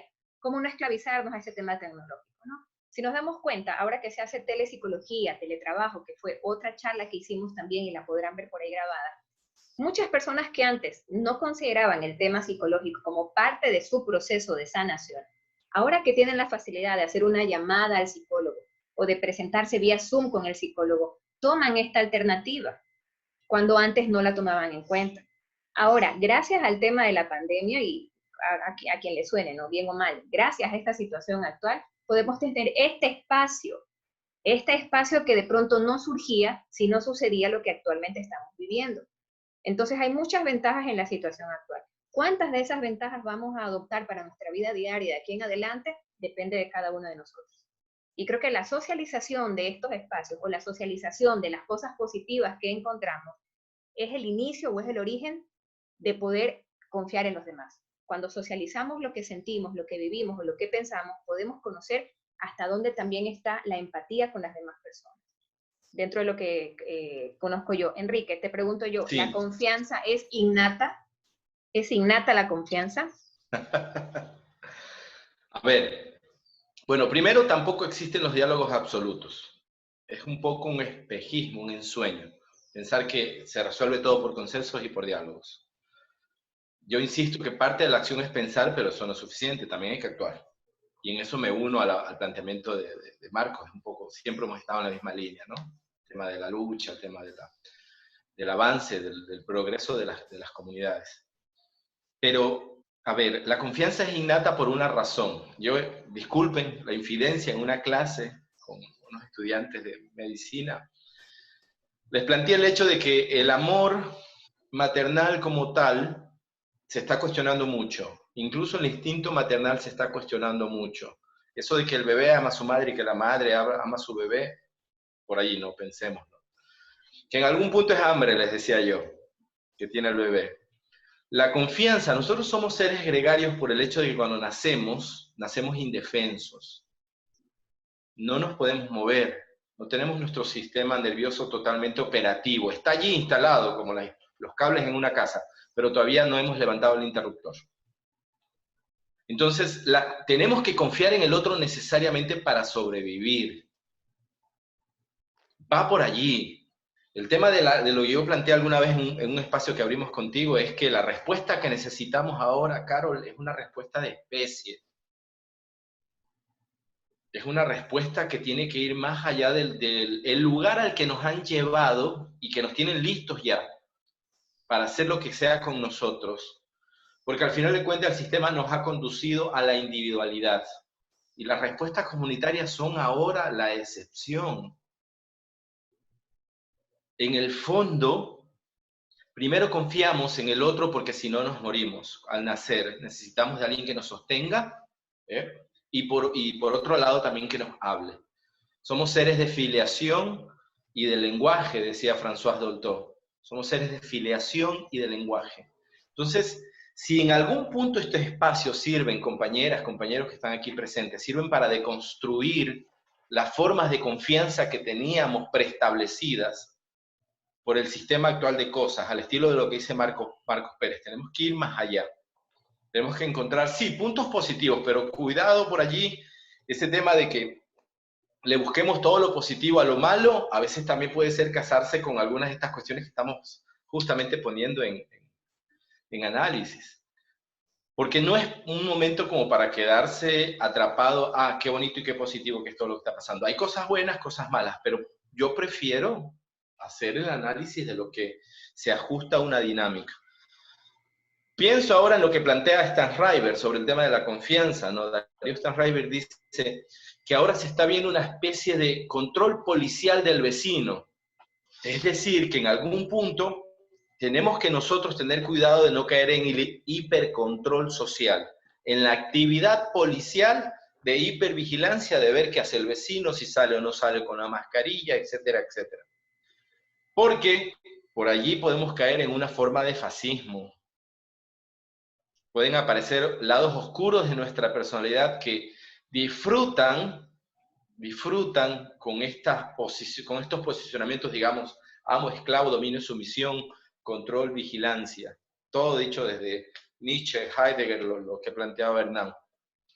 Entonces, a ver, todas las organizaciones sociales, toda forma de organización social ejerce biopoder. Y esto, hasta la mismísima Margaret Mead lo vivió en Samoa cuando se fue a las islas a hacer el estudio antropológico. En toda forma de organización social hay biopoder. ¿Cómo será ahora que saldremos a la calle? ¿Cómo nos comportaremos en relación con el otro? ¿Cómo plantearemos la nueva escala de valores? ¿Qué será primero, la salud? ¿O será primero la distancia? ¿Será primero la solidaridad? ¿Qué estará primero en esa escala de valores? Y ahora sí le paso la posta, le tiro todo eso así, ¡fuck! A Marcos. Dale, Marcos, a ver qué tal. Chévere, Enrique, gracias. Bueno, en primer lugar decirte que el tema de construcción a nivel sociológico, pues Candia dice que tenemos que establecer unas cuestiones metodológicas, unas cuestiones de método, ¿no? Para hacer una deconstrucción de todos los parámetros que rigen en nuestra sociedad. Algo que suena sencillo, pero es extremadamente difícil, porque una costumbre o una jerga o una actividad que está arraigada en nuestro propio, a nuestra propia identidad cultural, pues es muy complicado modificarla, ¿no? En este sentido, la pandemia nos ha querido o nos pretende modificar todos los establecimientos intelectuales, de paradigmas y sobre todo el conocimiento que hemos tenido de nuestras vidas como seres individuales y seres colectivos. Tú hablabas mucho de este tema del control, del hipercontrol de los vecindarios. Creo que podemos caer en una suerte de Gestapo criolla, ¿no? Cada uno creo que siempre instintivamente ve cómo llega el vecino o el vecino instintivamente ve cómo llegamos nosotros. Particularmente aquí, a diagonal a mi casa, hay una licorería y me admiraba mucho que ahora está trabajando los fines de semana y las personas que comúnmente consumen ahí, pues lo hacen con las mínimas medidas de protección. Entonces decimos, bueno, ahí se está creando un foco de infección bastante fuerte. ¿Y qué hacemos al respecto? En primer lugar, él tiene que vivir. Entonces, planteemos la escala de necesidades en esa pirámide que establece Maslow, ¿no? ¿Qué tanto necesita el ser humano alcohol? Pero nosotros necesitamos seguridad, pero el vecino necesita comer y necesita vender. O sea, vienen unos choques, unas cuestiones bastante fuertes, ¿no? Unos entronques de intereses particulares, pero que son microintereses que viven en una misma comunidad. Te estoy hablando de 70 metros a la redonda. De pronto yo salgo en el carro y los vecinos dicen que yo voy a traer el virus del centro. Se me ocurre, ¿no? Entonces, así como en la realidad que yo tengo, hay tantas microrealidades que conforman ya una comunidad entera. Particularmente converso mucho con los presidentes de las juntas parroquiales acá de Chone por mi trabajo, y hay una suerte discriminatoria contra la persona que viene de Guayaquil o contra el guayaco inmensa, grandota, no ha parado, eso no ha parado. Eso va a ser algo que tenemos que luchar bastante, ¿no? Que tendremos luego de este periodo de pandemia, tratar de paliar un poco cómo ha quedado mal parada la figura del guayaco, empezando de sus autoridades. Conversábamos la vez pasada que esa arrogancia, esa prepotencia, ese quemimportismo que tienen ciertas autoridades locales se transmite de una forma un poco inconsciente al ciudadano. y eso ha generado que, bueno, haya mucho foco de contagio y toda la cuestión. ¿Cómo será nuestra vida el 1 de junio, Enrique? Y realmente lo que tú dices me pone a reflexionar bastante, porque vamos a volcar mucho de lo que antes considerábamos primordial. Te recuerdo que lo esencial no es visible a los ojos, decía en el libro El Principito.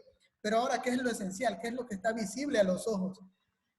Vamos a comprar en el mercado alimentos que nos fortalezcan el sistema inmunológico, o vamos a seguir con nuestra vida antes del 28 de febrero, ¿no? Creo que incluso con la vacuna en nuestra vida, con una cura en nuestra vida, creo que va a haber un replanteamiento y una deconstrucción total de todos nuestros paradigmas culturales.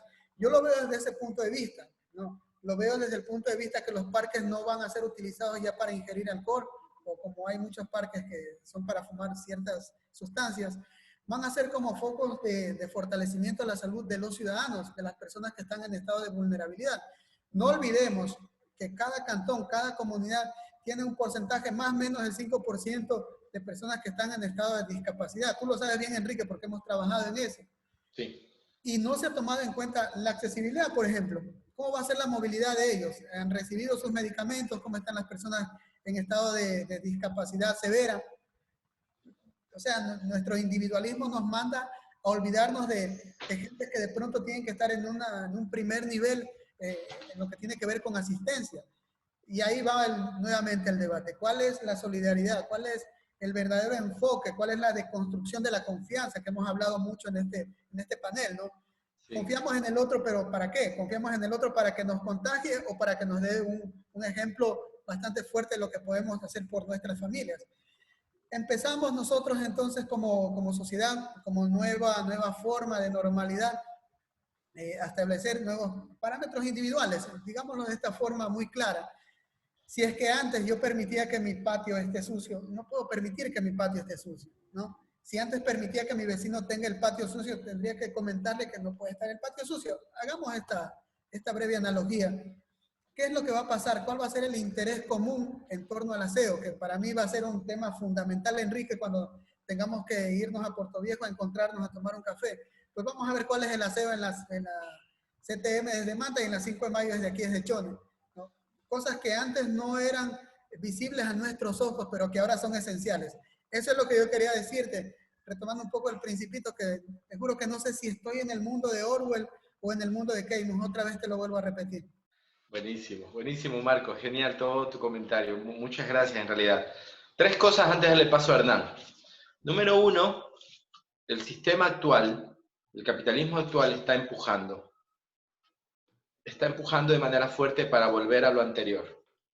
Ya veremos cómo coparticipamos de eso o cómo poco a poco las personas que están aquí en este espacio, los que estamos tratando de crear estos lugares de reflexión, podemos hacer algo al respecto. Número 2, la enfermedad se da por el virus, Marcos, pero la pandemia se da por la inequidad social. La enfermedad se da por el virus, pero la pandemia es inequidad social pura y dura. Tenemos nosotros en el Ecuador un epidemiólogo que es una maravilla y que ha hecho un montón de comentarios interesantes sobre lo que pasa en nuestro sistema de salud actual. Él dice que básicamente nuestro sistema de salud actual, él se llama Jaime Brady.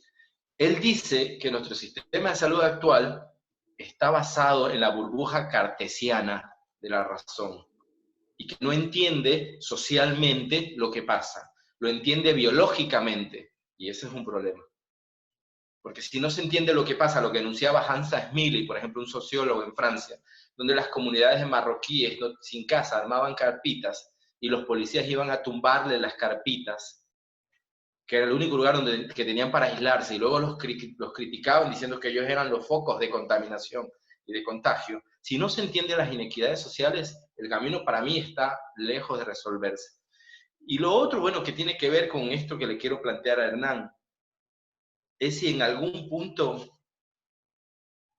bueno, tomando lo que vos planteabas, Marcos, si en algún punto realmente nosotros podemos hacer un cambio, o si tenemos que atenernos a lo que pase, ya que la mayoría está sumida en el espejismo, digamos, de la situación, o sumida en el miedo, o sumida en las consideraciones de la actualidad, del vivir el día al día, que es lo que nos toca, porque también no es que seamos distintos.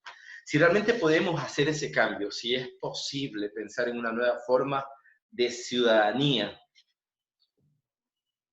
una forma nueva de ciudadanía donde, por ejemplo, lo que vos decías, la discapacidad, yo también quiero hablar de los adultos mayores, que ahora que estuvieron siempre en confinamiento, no es de ahora nomás. Así como las personas con discapacidad estuvieron encerradas, Marco, hablábamos de esto todo el tiempo, estuvieron escondidas, estuvieron ocultas. Ahora nuestros abuelos viven esta lógica capitalista de la obsolescencia, del obsoletismo, al estilo de Walter Mignolo. ¿Qué significa obsolescencia? Que lo que no le sirve al sistema, lo descarta. Como el abuelito o la abuelita ya no es productiva, ya no es productivo, ¿qué le importa al sistema lo que les pase? Hernán. Sí, Enrique, no solamente destrozan casas, digamos, en el continente africano o, ¿cómo se llama? En Chile, no hace mucho, hace algunos meses atrás, destrozaron también casas, casas ¿cómo es? De personas, ¿no? Que habían ocupado el territorio, -5 grados centígrados, llegaron los militares, 2 de la mañana, a sacar a 10.000 familias de ese lugar, a las 2 de la mañana. ¿Sí? O sea, es el sistema, y digo Chile, ¿no? Para remarcar el sistema.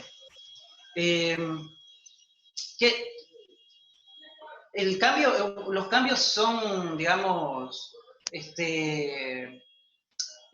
son imposibles de predecir, ¿no? O por lo menos desde esta postura mía.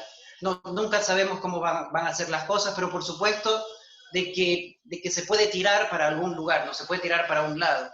Yo, es más, retomaría lo primero que dijiste.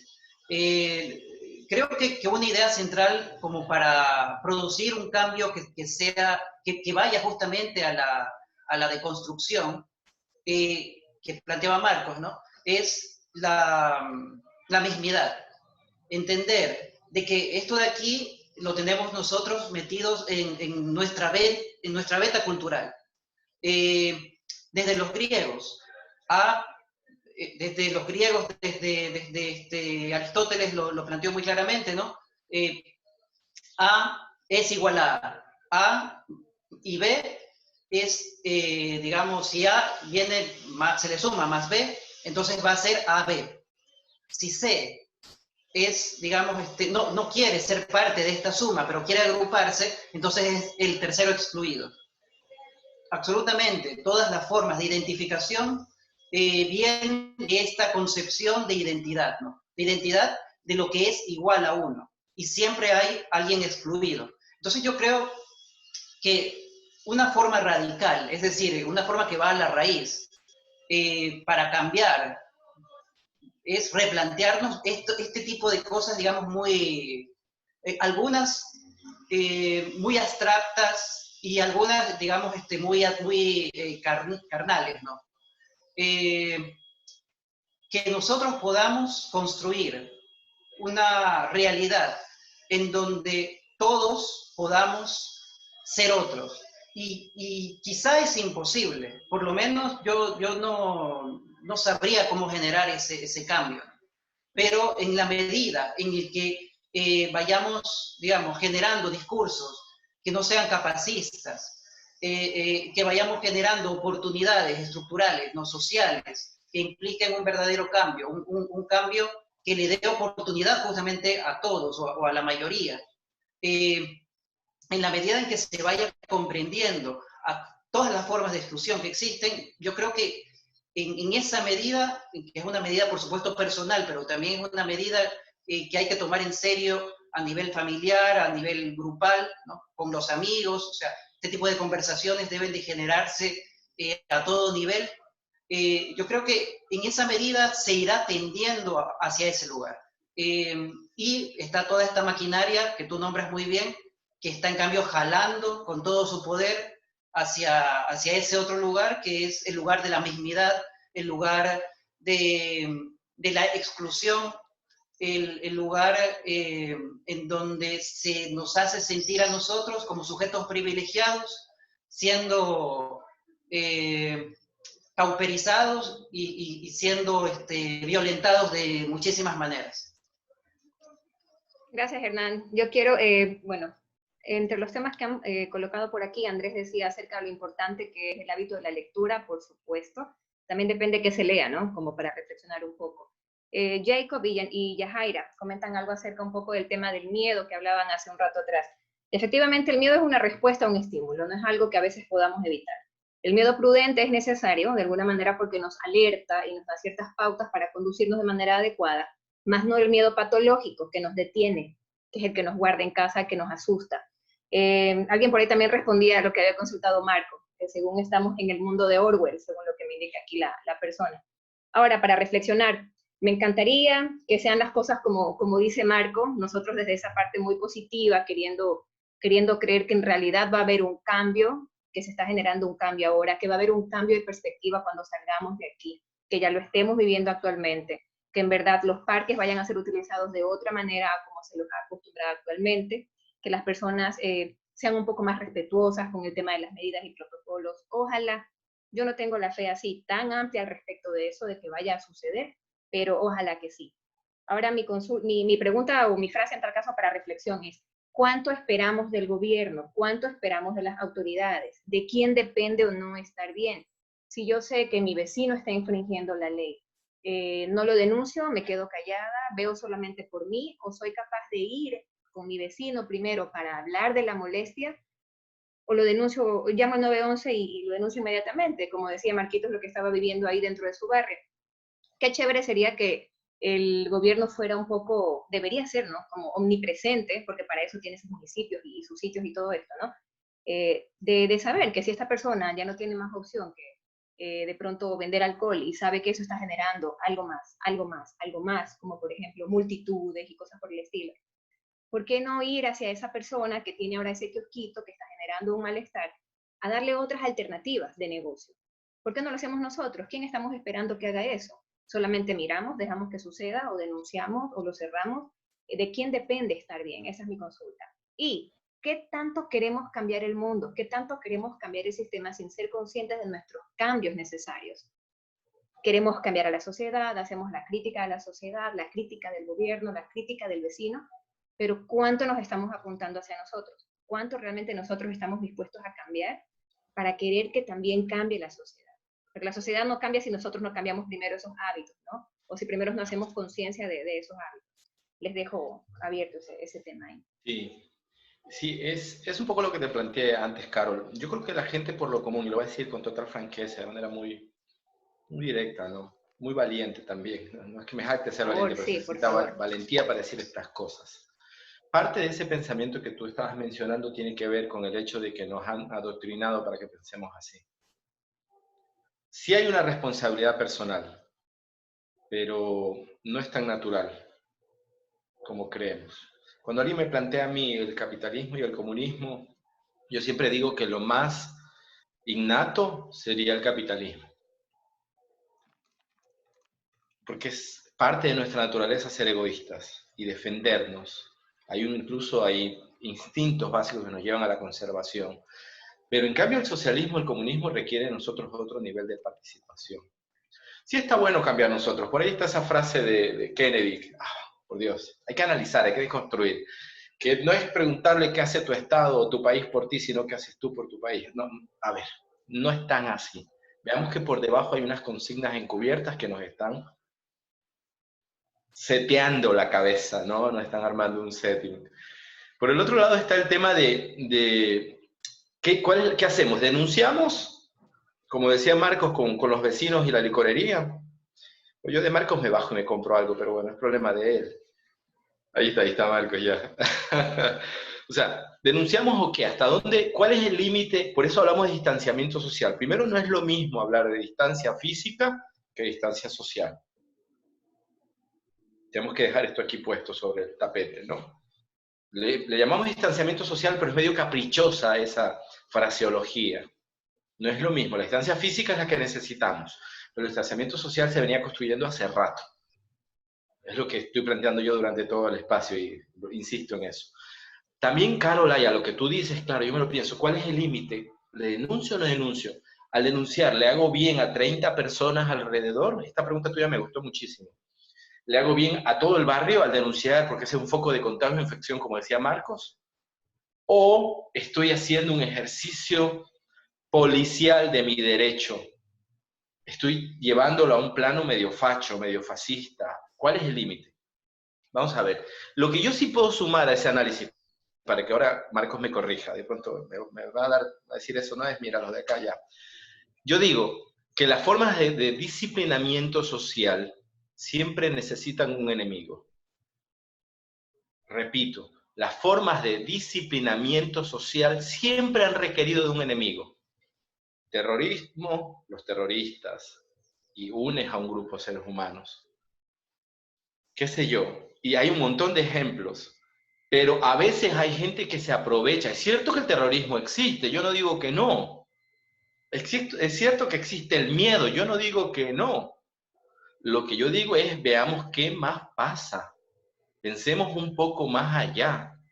¿A quién le sirve que haya un enemigo público o una cuestión, digamos, contrapuesta a nuestro bienestar? Por eso yo decía antes que el tema pasa porque la enfermedad se da por el virus, pero la pandemia tiene otra causa. Entonces, cuando hablamos de que, por ejemplo, cuando hablamos de que hay poca cultura para obedecer a lo que hablamos de Guayaquil y cumplir las normas, que es por ignorancia, yo no sé si es todo eso lo que ya hablamos, las faltas de oportunidades económicas, de educación, laborales, etcétera, etcétera. Y cómo nos hemos estado callando tanto ante esa realidad. Y recién ahora vamos a reaccionar. Recién ahora vamos a decir algo. Habermas dijo hace poco en una entrevista, un filósofo dijo, nunca habíamos sabido tanto de nuestra propia ignorancia como ahora. Y no ignorancia en términos de que somos incultos, no es lo que quiso decir Habermas, yo no lo leo así, sino el hecho de que nunca como cultura habíamos visibilizado que somos tan poco solidarios y tan poco comunitarios. Paso a Marquitos el escenario. Bueno, respecto a eso, creo que nosotros tenemos que plantearnos algo, ¿no? ¿Qué tan irracionales somos ante estas nuevas formas de normalidad, en primer lugar? En segundo lugar, usar esa racionalidad o irracionalidad en función del bien común es otra cosa, ¿no? Tú hablabas un poco de estigmatizar el capitalismo o el comunismo. Creo que cualquiera de los dos extremos es malo, entendiendo que el individualismo nos estaba llevando a un abismo que no iba a haber vuelta atrás. Hablando de la relación hombre-naturaleza, eso era irremediable. Particularmente, la teoría de conspiración que tengo en mi cabeza es que hace poquito el Fondo Monetario Internacional hablaba del gasto que es mantener a las personas adultos mayores. Y justamente el enemigo que tenemos ahora es el gasto público, el exceso de gasto en asistencia a personas en estado de vulnerabilidad. Mucho se habla de eso, mucho se habla del exceso de nómina en los roles de pago, mucho se habla del gasto que ha habido del Estado y la deuda histórica, etc. Toma colación el Estado porque como quiera es el ente regulador de esta pandemia, como tú dices, claro, el virus y la pandemia son otras cosas. Entonces, bajo la teoría conspiranoica que tengo en mi mente, digo mucho, ¿qué tanto tiene que ver un autoatentado a la humanidad, una nueva forma de hacer guerra? ¿Será que estamos parados en la Tercera Guerra Mundial y no nos damos cuenta? ¿No? Nosotros somos el daño, el efecto colateral de esta pugna entre Occidente y Oriente, no sé. Pero el miedo que han generado, el temor común es justamente el otro, las formas de vivencia, de convivencia del otro. Da mucha pena llegar a esto de hiperacción y de hipervigilancia con los vecinos, porque comúnmente antes no te preocupaba que tome o no tome, que venda o no venda, es problema de cada quien. Pero lastimosamente ahora nos tiene que importar, porque cada uno de nosotros tiene una persona en estado de vulnerabilidad que este virus lastimosamente lo puede llevar a un cuadro bastante nefasto, por no decir lo puede matar, ¿no? Entonces, considero particularmente que nuestra sociedad ecuatoriana, nuestra sociedad manabita, nuestra sociedad costeña, como usted lo quiera plantear, está viviendo una suerte, ¿no?, de maniqueo, una suerte de construcción ya a niveles macro que tienen que ver con el establecimiento de un nuevo orden mundial. Suena como loco, ¿no? Suena como loco, pero a veces tú te planteas y haces un feedback a todo lo que ha venido sucediendo. En Ecuador en octubre, en Chile también antes de octubre, en Colombia y venía levantándose ya Argentina y viene levantándose Brasil y México se levantó. Entonces, nuestros países históricamente tratados como patio trasero estaban diciéndole ya un poco aguántate pues capitalismo que nos estás destruyendo como sociedad. La multiplicación del urbanismo, ¿a dónde nos iba a llevar? Entonces, ahora nadie habla del crecimiento o del decrecimiento, simplemente hablamos de curarnos del virus y salir a nuestra vida normal, ¿no?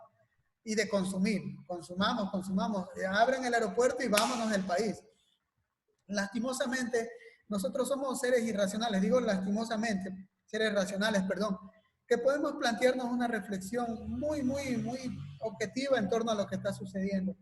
Y creo que va a depender mucho de nosotros, ¿no? Hacer microcélulas, hacer comunidades de conocimiento, para entender que la nueva normalidad no tiene que llevarnos a un caos colectivo ni a una histeria colectiva, simplemente a unas nuevas formas de paradigmas, una deconstrucción total de lo que eran nuestras verdades absolutas, ¿no? El tema del aseo, por ejemplo, ¿cuál va a ser las normas básicas que tenemos que emplear para subirnos a un bus? Suena una palabra largota solamente para coger un bus, ¿no? O para tomarnos un batido en la calle, que ahora nos da miedo todo. Dice que el cigarrillo, el humo del tabaco te da cierta inmunidad ante el virus. ¿No será que quieren que nos hagamos consumidores masivos de cigarrillos, las grandes empresas tabacaleras? O sea, entonces hay que plantearnos a dónde nos quieren llevar, qué es lo que quieren de nosotros realmente, Enrique. Esa es mi reflexión, viéndolo desde un punto de vista holístico, mucho más social que psicológico. Sí. Hay algo que me acabas de hacer resonar allí un poco por lo que plantea Judith Butler, el tema de que el sistema de salud que hemos elegido ha sido un error. El sistema de salud que tenemos es el equivocado. Este sistema prioriza los cuerpos que vale la pena salvar y los cuerpos que no vale la pena salvar. Entonces, a mí me resuena lo que tú dices bastante, ¿no? Porque no va por el lado de que nos llenemos. Ya hablamos con Carol en uno de los primeros encuentros sobre esto, ¿no? Hay que hacer un alto a la indigestión de la información. Por eso estos espacios son útiles, para pensarnos un poquito más, para que no asumir todo esto, incluso para plantear hipótesis como las que tú estás planteando. Alguien diría, pero bueno, eso está medio paranoico, eso está medio, a ver, muy suspicaz. Y sí, ¿y por qué no? Entonces, a mí me parece muy útil tu aportación porque la prensa, incluso la prensa, Marcos, nos hace pensar de cierto modo, nos invita a pensar de cierta manera. Así que en algún punto nosotros lo que hacemos es opinar. Nos hemos acostumbrado a ser, los ecuatorianos sobre todo, meros opinadores. Y no nos estamos acostumbrando a llevar más allá un poco el tema. Por ejemplo, en esta cuestión que yo te planteaba de la necropolítica, de la tendencia actual de los estados de dividir los que deben salvarse porque son productivos y los que no deben salvarse porque no importan. Y nos acostumbramos a opinar, a repetir noticias, a repostearlas, republicarlas, compartirlas como en el Facebook. Pero por ahí un poco también ir metiendo nuestras propias reflexiones viendo siendo válido. Creo que Hernán está listo para decirnos algo. Hernán. Sí, relacionado a esta palabrita, ¿no?, que vos dices, ¿no?, la necropolítica. Justamente Foucault, ¿no? Foucault hizo algunos trabajos, ¿no?, relacionados a la biopolítica, ¿no? Y él diferenciaba la biopolítica de la necropolítica, de la tanatopolítica, y se me escapa una más, ¿no? Y eran formas, digamos, que de alguna u otra manera están vigentes, ¿no? Estaba pensando en lo que decía Byung-Chul Han en relación digamos, a China, ¿no? Y cómo China está hipercontrolando a cada persona, ¿no? Y de alguna manera se puede decir, ¿no?, que, por supuesto, uno puede caer en un falso dilema. Uno puede decir, es más adecuado un comunismo con ciertas características o un capitalismo con ciertos matices. A mí me parecen falsos dilemas como cuando se topa el problema o la economía o la vida de las personas. Me parece otro falso dilema y que va por el mismo lugar, ¿no? Y yo creo que un poco lo que nos podría, digamos, aclarar, ¿no?, es pensarlo sistémicamente, entendiendo cómo absolutamente existen niveles de correlación entre todos los sistemas. Y teniendo en cuenta que existen niveles de correlación entre todos los sistemas, teniendo en cuenta la importancia de un Estado y la importancia de nuestras decisiones en los momentos, digamos, cuando ejercemos el voto, teniendo en cuenta todo este tipo digamos, de situaciones políticas a todo nivel, podríamos tener un poco más claro el asunto, ¿no? Como tú dices, citando un poco a Marco, ¿no? Claro, uno puede decir, es un tipo de teoría conspiranoica, pero en este momento las cualidades, digamos, narratológicas, están pululando. No se puede, digamos, escindir o descifrar de dónde viene, qué es, de qué manera. Lo que sí se puede hacer es intentar, digamos, descubrir las correlaciones y en base a eso tener comportamientos, ¿no?, individuales, que es muy difícil pensar, dejar de pensar sin pensarlos como individuos, ¿no?, porque así el sistema nos ha, digamos, adoctrinado. Y pensar también como familia, y pensar como sociedad, y pensar como colectivos. Yo veo aquí en Puerto Viejo, por ejemplo, muchas veces hay una gran inactividad a nivel político, ¿no? Todo el mundo se queja, pero sin embargo no se da el paso al acto. Y no estoy diciendo ir a destruir nada, estoy diciendo ir a ejercer constitucionalmente un derecho, ¿sí? Estoy hablando de estas cosas. Yo tengo aquí, este es el de Yu Chul Han, firmado por Hernán Andrés Cedeño. Sí, hay un control por ahí que tenemos que mirar, y también hay una participación ciudadana, lo que hablaba Marcos, que es súper importante. Y sí está, como lo que dice Carol también, de involucrarse, pero desde estos colectivos, que es súper interesante, un ejercicio ciudadano muy bueno. Yo aquí entre los participantes, los que todavía nos acompañan, veo a Carmen, por ejemplo, que se ha implicado bastante en estos conversatorios. Eso es muy interesante. Muy interesante porque quiere decir que vamos encontrando maneras de pensar diferente y a partir de allí también creamos nuestras propias ideas. Eso tiene que ver con algo muy importante para mí, ¿no? Marcos. Sí, Enrique. Bueno, yo solamente quiero acotar algo fundamental, ¿no? Nosotros con este periodo hemos encontrado algo que a lo mejor antes no encontrábamos. Y te lo voy a decir así muy rápidamente. Una destrucción masiva de las formas de participación, ¿no? ¿Por qué te digo destrucción masiva de las formas de participación? Porque en el campo político siempre había el cacicazgo, en el tema comunitario siempre ha habido el cacicazgo. Entonces, cuando tú querías plantear otras formas de participación, pues simplemente eran denostadas o simplemente eran no consideradas. Bueno, creo que la participación ahora debemos tratar de establecer un paradigma de a dónde la vamos a enfocar, ¿no?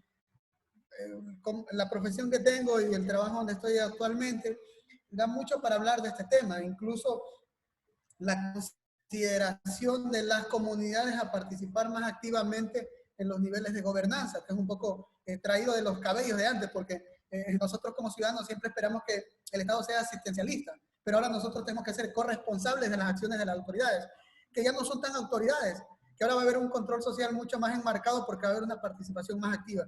no digo en temas netamente civiles, sino en temas claramente de salud, temas claramente de prevención.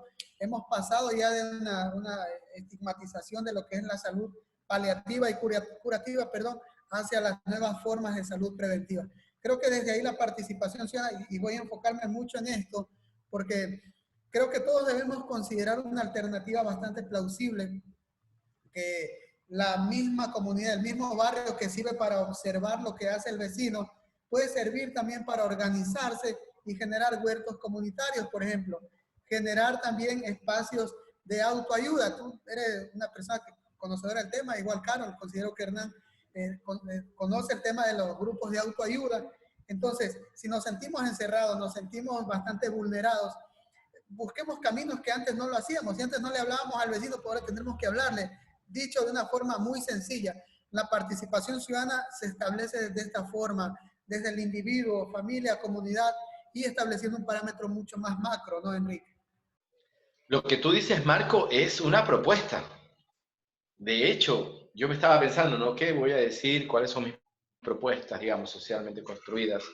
Lo que tú dices es un primer paso. Está bueno, ¿no? Nuevas formas de sociedad, nuevas formas de participar, nuevas formas de ser comunitario. Por allí creo que Carol nos va a sumar algo. Sí, gracias Enrique. Justamente Marquitos le dio la cerecita al pastel que yo necesitaba con la reflexión que solté, justamente eso, cuando puse ese planteamiento, ¿no? Este planteamiento que pongo no es que yo no tenga una respuesta ya en mi cabeza porque tengo mi punto de vista, pero la suelto justamente para saber cuántos puntos de vista diferentes puede haber, que es lo que enriquece este espacio. Entonces, efectivamente, lo que indica Marco, ¿qué hacer con esta situación que pasa con el vecino? ¿No? Si antes no socializábamos con el vecino, que esto sea un pretexto. Cuando pregunto esto, ¿no? ¿Qué esperamos del gobierno y qué podemos hacer nosotros?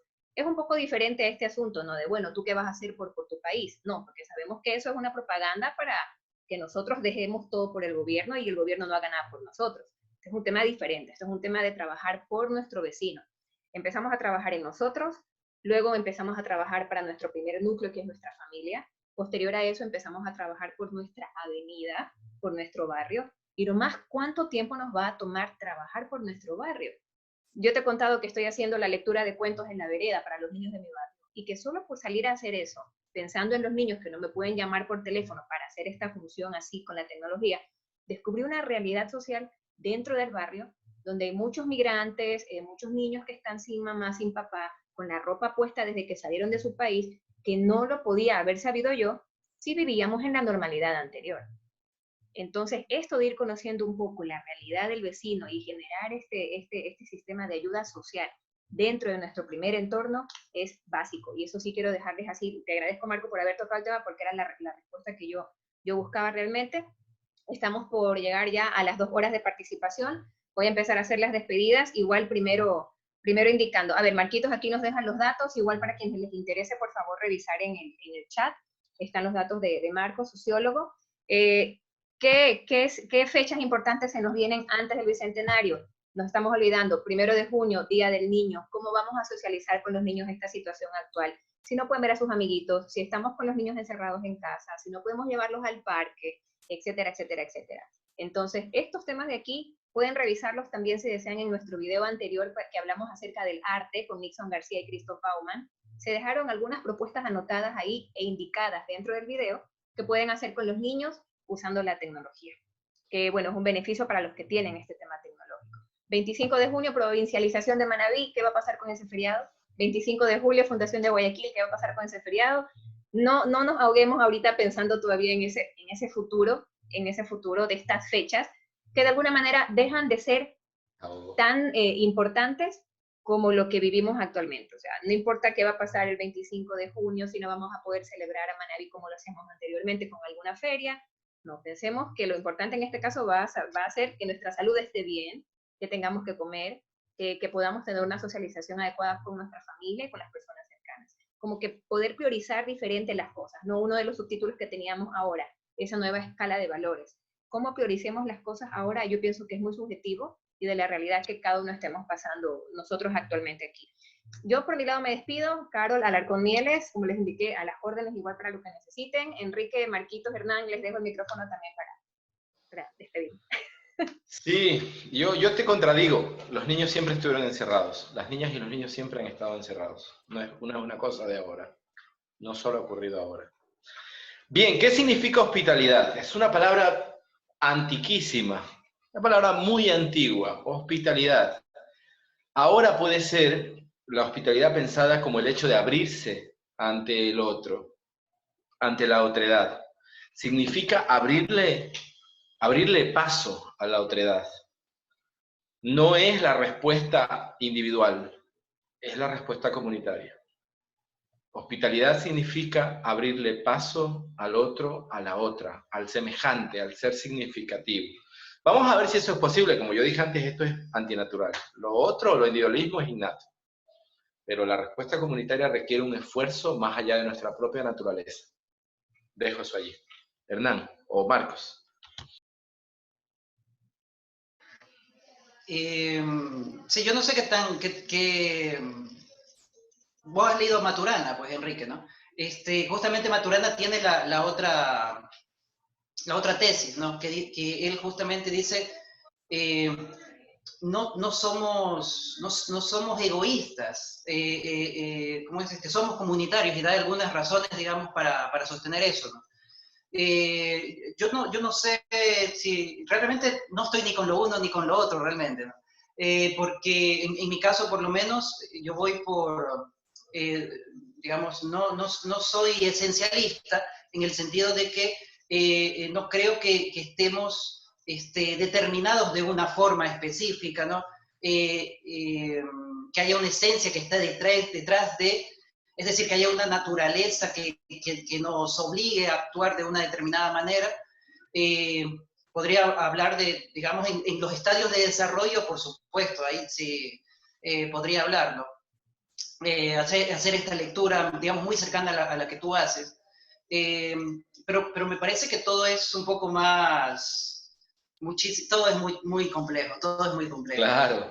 Maturana fue el técnico de la selección, dice. Sí, sí lo vi, algún tiempo. Humberto Maturana, ¿no? Chileno, biólogo chileno. Y nada, decir... Biólogo. Sí, interesantísimo eso. Decir que quizá, justamente no tomando lo que dijo Carol en relación al arte, yo creo que esa podría ser una forma, es la forma, ¿sí? Es la forma performativa por excelencia. Creo que, sumando también lo que dijo Marcos, ¿no?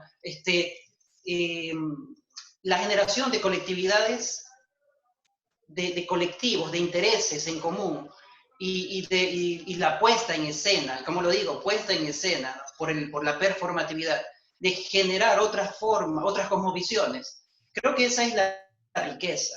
Creo que el proponer este tipo de espacios, el escribir, el pensar, el hacer chistes de una manera distinta, todo, ¿no? A nivel cultural, todo, es con lo que tenemos que estar comprometidos, ¿no? Si además de eso podemos tener una visión, digamos, social, pues mucho mejor, ¿no? Pero con que haya una colectividad, con que ya partamos de eso, del saber de que solos no somos, porque necesitamos un otro que nos reconozca y a través del otro yo puedo decir yo, según tú no se puede decir yo, entonces, pues yo creo que ya es un paso importante.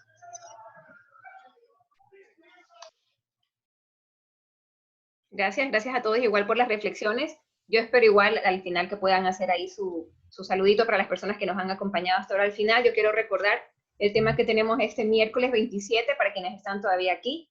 Miércoles 5 de la tarde con el doctor Iraklis Salazar, especialista en adicciones. El tema precisamente, adicciones, consumo de sustancias en cuarentena. Bienvenidos igual los que están aquí ahora. El viernes 29, una segunda versión del tema educación, referente a los desafíos y retos de la educación tradicional en cuarentena.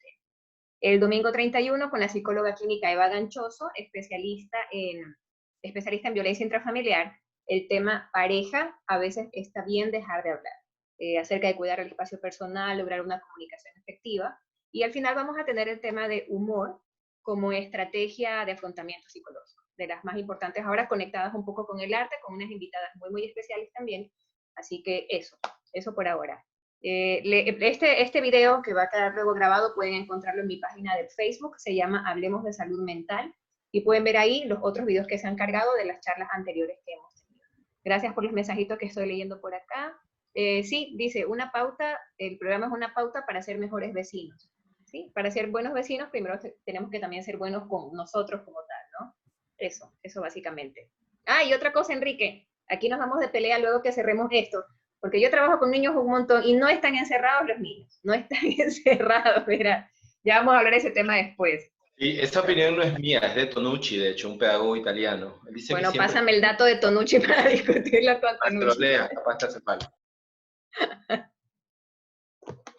Listo, entonces, nos despedimos. ¿Algo que quieras decir, Marquitos, Hernán, antes de cerrar aquí el... Bueno, solamente palabras de agradecimiento para ustedes. Es la segunda vez que participo acá, súper chévere, súper dinámica la cuestión. Creo que estos espacios deben ser canalizados en todo lugar, dada la posibilidad que tenemos de estar encerrados en este arresto domiciliario que les digo yo, pues encontrar las formas de seguir canalizando todas las experiencias que hemos abordado y que las hemos superado o que nos han golpeado. El tema está en nosotros. Creo que la sociedad que está de las puertas para afuera va a cambiar mucho. Antes decían que el mundo sigue igual, pero en el mundo de la adicción, cuando te abre la puerta, el mundo sigue igual. Lo que se cambia es de las puertas para adentro. Creo que ahora hay que trastocar esos paradigmas. La invitación mía muy particular es que replanteemos nuestra forma de hacer sociedad. El último fin de año solamente saludé a mi familia, pero ni a un vecino. Creo que este año va a ser un poco diferente. Y me vine con la camiseta de los Caifanes, porque el año pasado estuve en el concierto en junio, y parece que este junio los voy a ver solamente en la computadora. Y esa es la cuestión. El próximo junio espero que estemos todos mejor y nos podamos reunir de una forma un poco más personalizada. Saludos, gracias a todos.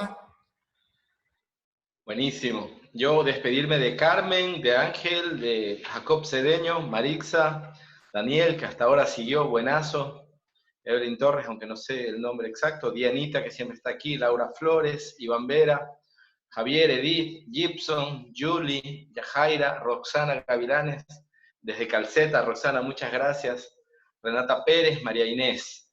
La invitación es siempre a pensar, hay 3 niveles de opinión. Hay una opinión que da una persona que, digamos, lo que se llama una opinión formada, una persona que se ha instruido, que ha leído, que ha pensado, que ha revisado.